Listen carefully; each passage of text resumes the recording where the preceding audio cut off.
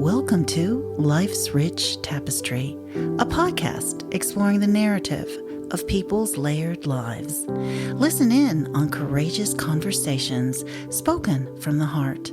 Gain insight into another's life as we tackle compelling topics which will expand your mind, help you gain perspective, and might even inspire you to do things differently. My name is Evelyn, and I look forward to your company.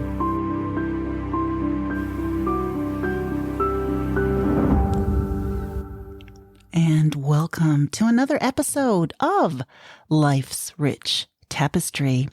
Did you know that 57 Australians are diagnosed with breast cancer every day? 1 in 7 women are diagnosed with breast cancer in their lifetime, and about 1 in 700 men are also diagnosed in their lifetime. In the last 10 years, breast cancer diagnosis has increased by 36%.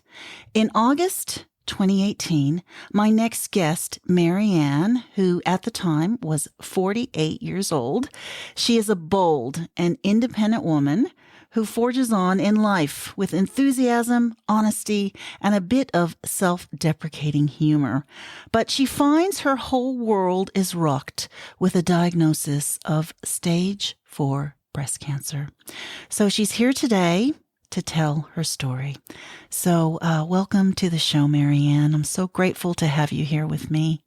Hi, Evelyn. It's great to be here. Yeah, thank you. Thank you so much. And for those guests out there, I've been friends with Maryanne for about 14 years and or maybe longer. Has it been longer? Probably longer. Yeah. So when our boys were in the kindergarten.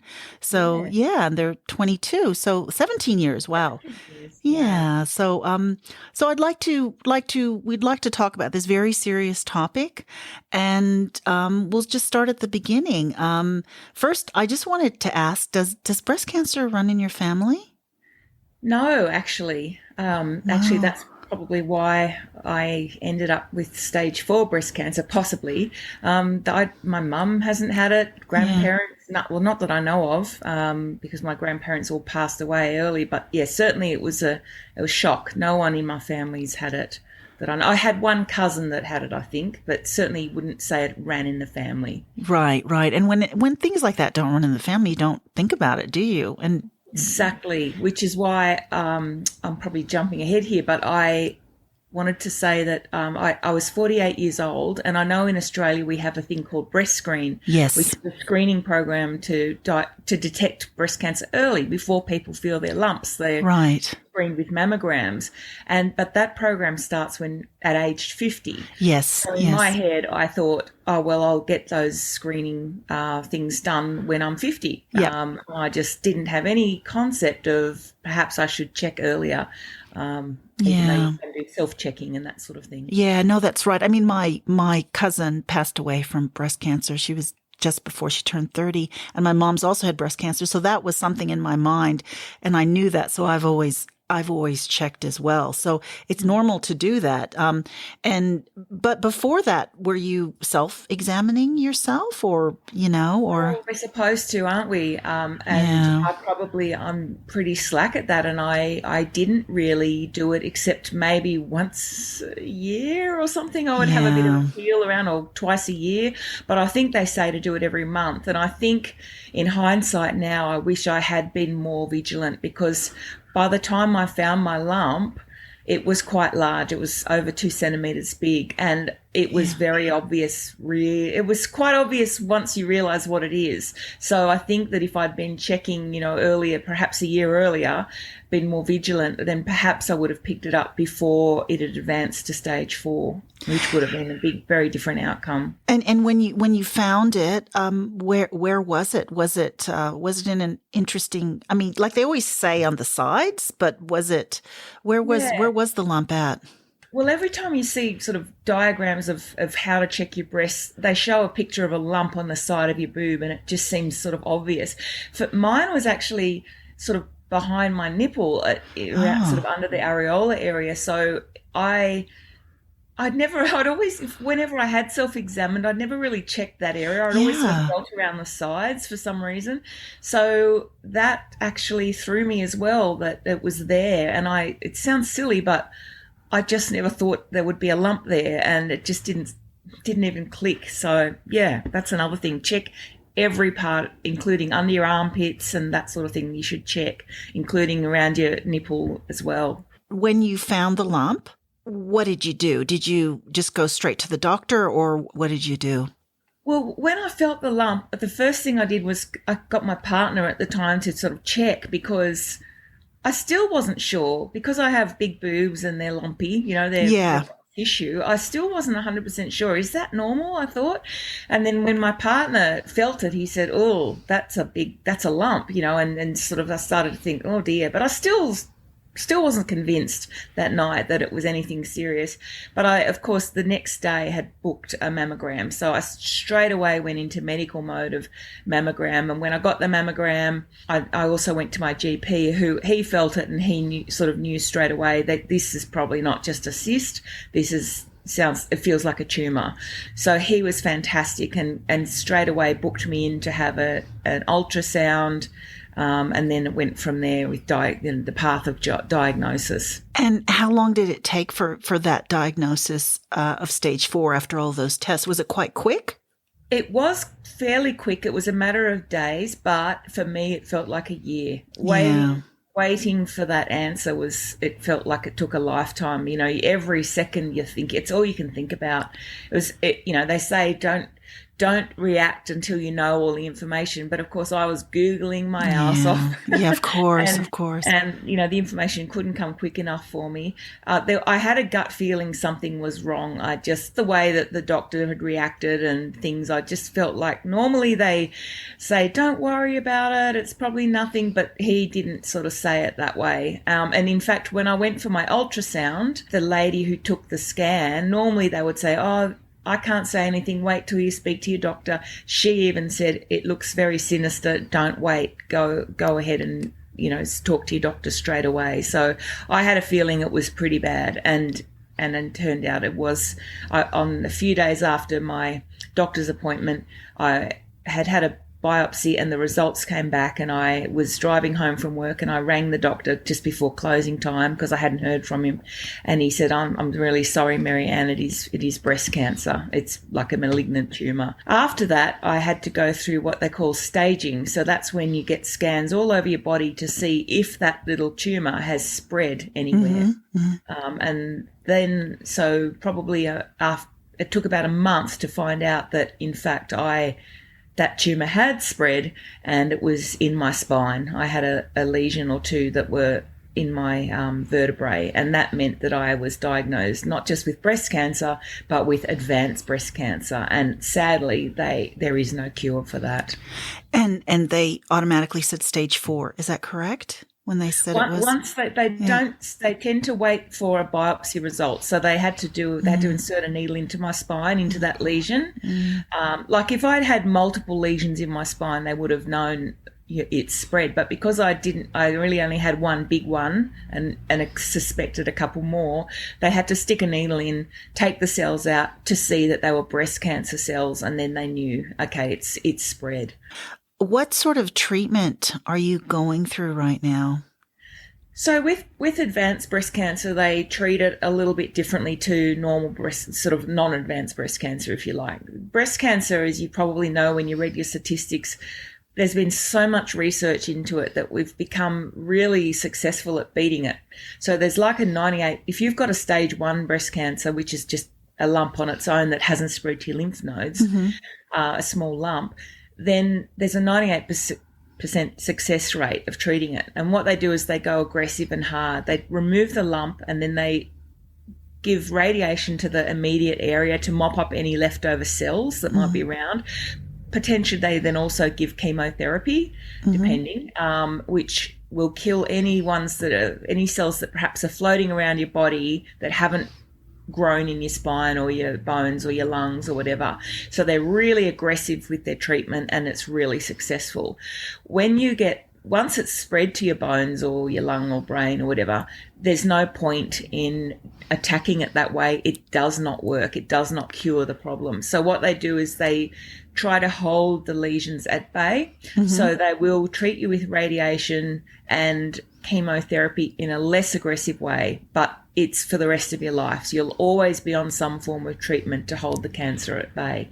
So I'm on, at the moment, a chemotherapy regime where I take chemo once a week, and it's not too bad, but I get to take tablets, so I get to be at home and take them rather than taking them through intravenous. So it means I can get on with my life at home rather than being in the hospital every week.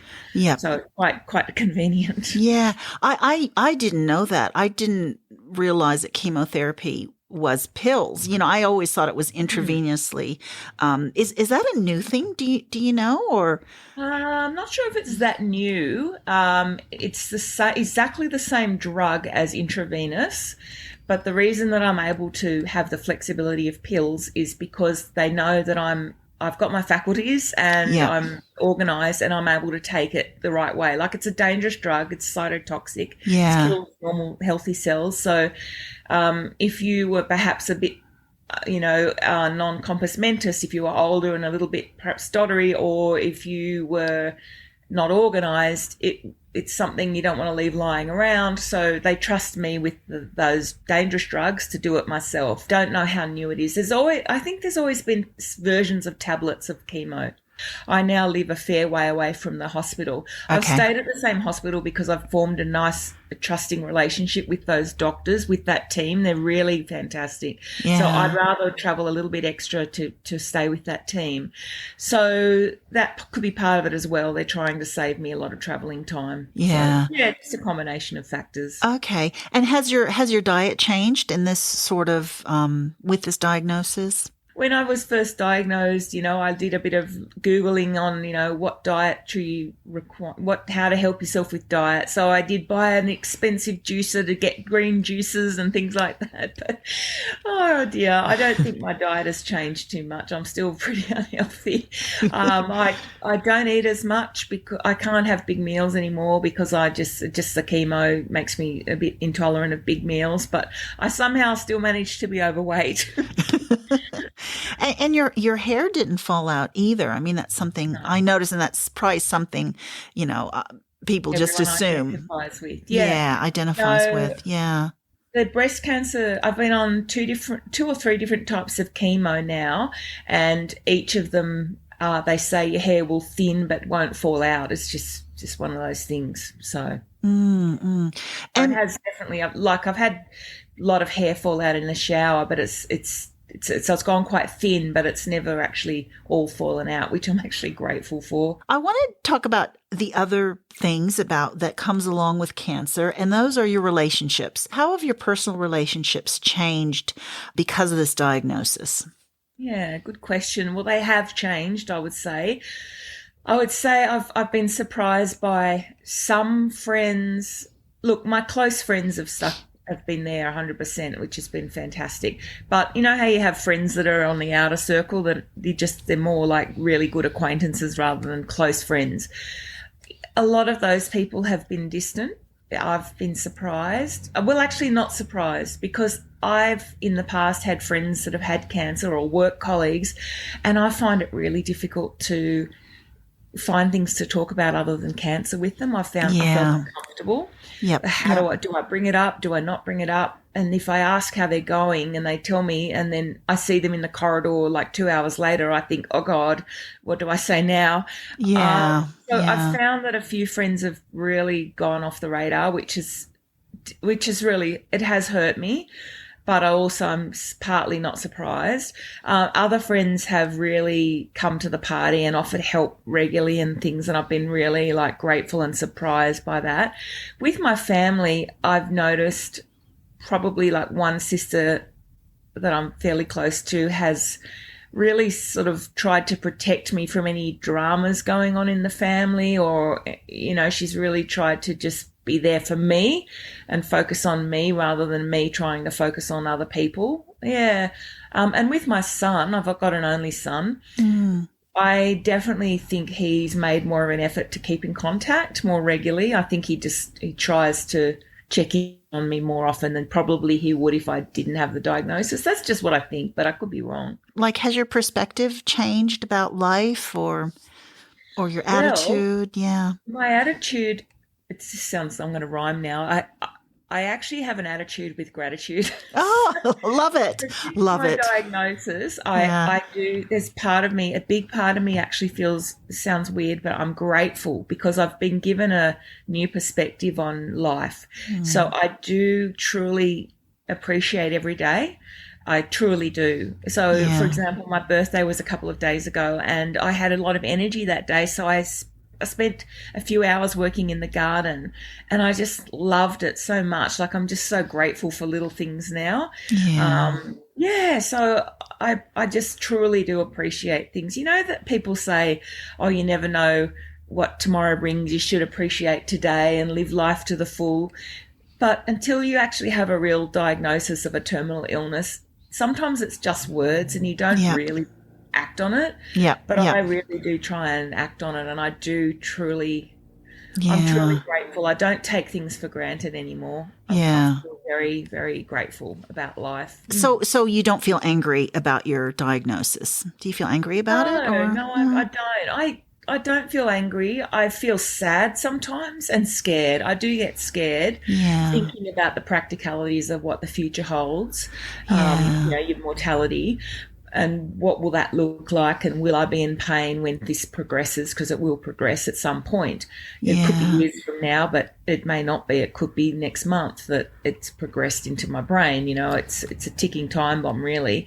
I don't feel angry. I feel grateful for the heads up. Many Yeah. people, drop dead of a heart attack or a stroke and they Yeah. haven't had a warning like I've had. Yeah. Yeah. So with that warning Yeah. that things aren't good, it's sort of like a gift really to know that Yeah. you have limited time. Make the Yeah. most of it and appreciate every day you get up as a good day. How are you preparing now for your future? Yeah, the longer I go on, when I was first diagnosed with stage 4, I had a feeling like I'd Googled the statistics and the statistics were sort of like a lot of people have passed away in 2 years from advanced breast cancer diagnosis. So I thought I'd be gone in 2 years. So I was thinking a lot about my funeral and things like that, preparing. But it's been now, well, this year it'll be 3 years. So I'm feeling a little bit, and things are going well. Like Yeah. things have been kept Yeah. at bay. So I'm feeling like I'm really feeling more positive that I'm going to be around for a few years, I hope. Yeah. So Yeah. I haven't been thinking too much about the future. I just sort of manage every day as it Mhm. comes. It's a lot to manage medication, appointments, treatments and things like that. So yeah, I just take a day at a time and I don't think too much about the future. I probably should be more organized. I keep thinking I'm going to attack all the boxes of crap in my Yeah. garage. But you know what? I Yeah. might leave that to everyone else to deal Yeah, with why not? Why not? Why and just play in not? the garden instead. What do you Yeah. think? Yeah, I think playing in the garden is good. Yeah. I do think it would be, nice maybe to like do a little something for your son, like write a letter or, Mm. do an album or something. Or I think writing a letter is really nice, Yeah. I've been Yeah. keep meaning to do that. I've got a book that you gave me to write to my son, and I still haven't done it. Yeah. But on the other Hmm. side of that is we have had some amazing conversations one on one. So Yeah. our Yeah. relationship is really deep, really deep. We've always been like we had a tough time when he was a teenager. We sort of drifted apart a fair bit because of his behaviours and I guess my behaviours. But from being a single parent since Matt was 3, Yeah. we were very, very close, and that closeness has come back. So when we see each other or we have a talk on the phone, we have long, deep conversations. Yeah. So I guess Yeah. that's a bit of a legacy, even though it's not in writing. Yeah. No, I hope that's you'll that's remember those times. But yes, I yeah. do have to pull my finger out and do something for my son. Yeah. Oh No, but dear. like what you said, you've mended your relationship with him and it's been Yeah, strong the last few years yeah. and I know just, was it last year where you had, or the 2 years ago, you had that huge party, I which had my was, 50th. which was amazing. I And thanks mhm, to your help for that one because I don't do parties and you're all about parties. But you're a yeah. fantastic help. Like without you, that would not have happened. Full stop. Mm, But we had a great time, didn't we? What a great celebration! And I did it on purpose because I did feel like this could be the last get together. It was yeah. a bit like a live. Sounds terrible, but a live funeral in some ways. Yeah. I Yeah. wanted to tell my. I invited a lot of people that really I felt close to, even though they weren't on the inner circle of my friends. I just really liked those people and I invited them because I just wanted to celebrate with Yep. them and share my love for them, and we all had a Yeah. great time. Oh no, it was really beautiful, and it was like a life celebration in that way. Yeah, And yeah, it's good to have those life celebrations when we're feeling alive and full of vitality, and not think yeah, that I thought it was really, really good. So I'm glad we yeah, you did that, and yeah. we all dressed up. I loved the 70s theme. That's That was right. all really, really good. Lots of great photos, and I treasure that night so much. Oh no, that's a bit of a legacy thing as Yeah, well. yeah, Well, you know that I'm in the funeral industry, so you know, and yeah. I'll call you. you'll call me. But I mean, I know this from experience that a lot of details aren't shared with the family when it comes to the funeral. I think it is something important to discuss with your family when it gets a little bit closer, or Yeah. or even just write it down now, like what songs you want, what you want done, and a few things, Know what and though? yeah, I have been told by the doctor to get my affairs in order, so I should. yeah. But in some ways, my view is that a funeral is about the people left It behind. is. It is And so if definitely. I choose all the songs and that sort of thing, well, whilst it will be a reflection of my taste, maybe they would choose different songs that Yeah. they know for me. Does that make sense? So I Yeah. don't know for sure that that's the way I want to go about it. In Yeah. some ways, I feel like a funeral is part of the grieving process. Yes, definitely. Definitely. Um, I mean, I can put my wishes down and that, I suppose, but in some ways, my view is, I'm dead, I'm gone, or my body's gone, my spirit's still around, but Hmm. isn't it maybe up to others to, I don't know, I'll think about it. Yeah. Yeah. Yeah. I just know in my experience, some family Mm. members fight over songs. you Mm, know, that's actually a good point. so I just think, it's just to make it easier for family members left behind. Just let them know if you want to be cremated, buried, and your funeral songs, and that's it. And they can do everything else, you Yeah, you're know? probably right, actually. I never thought about it from that perspective, that Yeah. it makes it actually easier for them. Yeah. You're Yeah. right, you're I right. mean, I have. It's really interesting. People fight over songs. Yeah, I agree that it'd be nice to make it easy on the family. Yeah. Totally. Yeah. Yeah. Just with a Okay. few things. It doesn't have to be the whole thing. Mm, But for me, I've got my little box with photos I want on my slideshow because I want the good yeah. ones there, Yeah. So, When and it's I actually have my funeral playlist as well sorted. So, because you never know. So, what about you? Have you thought about it? Oh, look, I have thought about it actually because I really love music. So Yeah. I've got Yeah. a few songs in mind, but I haven't pinned any down yet. But actually, Yeah. I might have a bit of a think today. Yeah. I might Yeah. be a good excuse to, because it's rainy outside. I Maybe it's a good know. excuse today to listen to some music on Spotify and pick a Yeah. song. Yeah, I Yeah. might do that. Yeah, I mean music is a unifier, and it's something that people love to talk about anyways, and it connects us to another person. So I always encourage people actually to create their musical playlist. Just create a Mm, musical playlist of your music that you love that has the different chapters of your life. And yeah. yeah, I don't know. I think it's a great thing to do. So I would like to ask you, what sort of advice would you give people who've recently been diagnosed? Oh, good question. Look, it's easy to say this. Don't think too far ahead. Don't go and Google your life away and worry about things that, until you know for sure what's happening. Wait for the facts.